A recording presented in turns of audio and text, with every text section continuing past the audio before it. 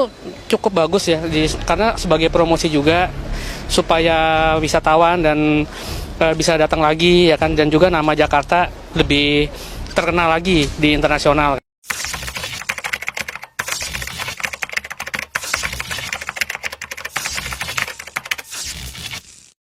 Jakarta pada umumnya merasa bangga dan senang ketika itu diadakan di Jakarta, utamanya Indonesia. Jadi bagi saya sih itu baik-baik saja. Makin membaik dari pelayanan publik, contohnya kayak KRL, busway. Program-programnya cukup baik, hanya saja kurang pemberitaan sih menurut saya. Jalur apa ini namanya? Disabilitas. Bagus, lebih cantik, lebih indah. Cenderung aman ya, bagus. Khususnya masalah transportasi, masalah fasilitas itu lebih memudahkan lah. Menurut saya sih lebih baik ya, lebih baik walaupun memang terkadang macet.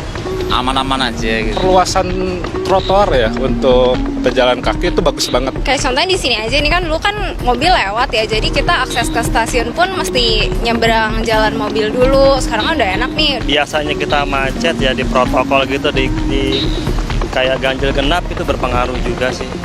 Transportasi sistemnya juga berubah, ada perubahan baik. Menurut saya perubahannya cukup drastis ya. Jalan yang tadinya untuk mobil ditutup, diubah menjadi jalan untuk orang. Itu sebuah pemikiran yang menurut saya revolusioner. Buat Pak Anies, teruskan perhatiannya kepada pejalan kaki, karena kami yang menggunakan public transport dan pejalan kaki merasakan sekali dampaknya. Mungkin kedepannya lebih memfokuskan ke daerah-daerah kecil, nggak cuma ke kotanya aja, jangan terfokus ke kota gitu.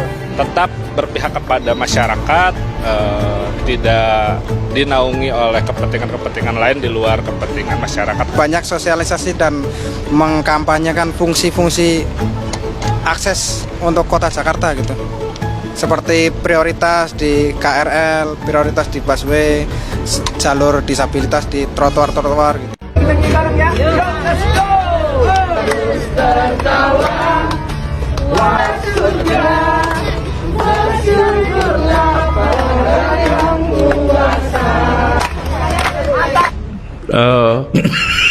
Kasihan juga ya, waktunya longgar betul. Sehingga kalau kita yang agak sibuk ini nggak cukup waktu untuk keliling-keliling, nggak perlu begitu. Jadi saya nggak usah komentar lah yang itu. Kalau barang yang nggak laku harus nempel sama yang laku. Barang yang begini nih, kita nggak tanggepin, betul-betul ya? Sampah gitu loh. Apa ya saya sebut disability thinking gitu kelihatannya. Gitu. Beginilah polanya PSI yang sedang dia bangun supaya tertanam di kepala masyarakat. Begini cara berpolitik. Jadi kalau kau nggak suka terhadap orang, katakan dia pembohong, bunuh karakternya. Jangan lagi didengungkan kebodohan menurut saya apabila kita menyatakan Anies menolak interpelasi. Dia tidak punya hak menolak atau menerima.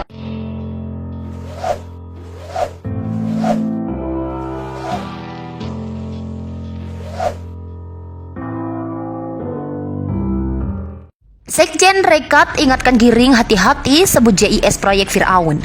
Sekjen Rekonsiliasi Masyarakat Indonesia atau Rekat, Haikal Safar, mengkritik sikap Ketua Umum DPP Partai Solidaritas Indonesia PSI Giring Ganesa yang kala itu mendatangi warga pemukiman kumuh di lahan PT KAI dekat proyek Jakarta International Stadium atau JIS Tanjung Priok, Jakarta Utara pada Jumat 21 Januari. Giring membagikan bantuan 100 sepatu kepada warga dan mengunggah aksinya lewat akun Twitter @giringganesa pada Sabtu 22 Januari. Dalam unggahan itu, Giring menyinggung bahwa warga tersebut merupakan korban gusuran dari proyek Firaun. Haikal menyebut pernyataan Giring tersebut bisa menimbulkan potensi polemik politik baru. Hal itu lantaran penamaan proyek Firaun munculkan penafsiran dan narasi opini yang membuat tokoh parpol dan elemen masyarakat Indonesia yang tak memiliki pandangan politik sama sekali bisa terbelah. Apalagi sambung dia pada saat bersamaan Presiden Joko Widodo sedang merintis pembangunan proyek Ibu Kota Negara IKN baru di Sepaku, Kabupaten Penajam Pasir Utara, Kalimantan Timur. Jangan sampai dampaknya akan mengarah kepada citra negatif Presiden Jokowi dengan mengaitkan proyek pembangunan IKN yang menelan biaya 466 triliun rupiah, kata Haikal dalam siaran di Jakarta pada Senin 24 Januari. Sekjen DPP Partai Pribumi itu mengimbau agar Giring sepatutnya dapat merubah perilaku, sikap, dan bertutur kata yang lebih elegan, sopan, dan profesional. Menurut Haikal, PSI sebaiknya fokus mendukung pemerintahan Jokowi daripada mengurusi masalah kerja saja.